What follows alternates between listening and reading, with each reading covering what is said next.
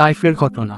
একবার নবীজি সাল্লাল্লাহু আলাইহি ওয়াসাল্লাম ইসলাম প্রচারের উদ্দেশ্যে মক্কা থেকে প্রায় ৮৫ কিলোমিটার দূরে অবস্থিত তাইফ নগরীতে গিয়েছিলেন।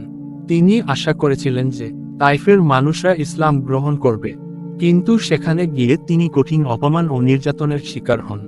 শহরের নেতারা শুধু তার কথা অগ্রাহ্যই করেনি, বরং ছেলেদের দিয়ে তাকে পাথর মারতে বলেন। রক্তাক্ত অবস্থায় তিনি শহর ছেড়ে বেরিয়ে আসেন। তখন ফেরেশতা এসে বলেন, চাইলে দুই পাহাড়ের মাঝে তাইফকে চেপে ধ্বংস করে দেব। নবীজি বললেন, আমি ধ্বংস চাই না, আমি চাই একদিন এদের বংশধরেরা হয়তো লা ইলাহা ইল্লাল্লাহ বলবে। সহিহ মুসলিমে আছে, রাসূলুল্লাহ সাল্লাল্লাহু আলাইহি ওয়াসাল্লাম বলেছেন, তাইফের দিনে আমি যা সহ্য করেছি তেমন কোনো কষ্ট আমি আর কখনো পাইনি। সূত্র, সহিহ মুসলিম, হাদিস ১৭৯৫।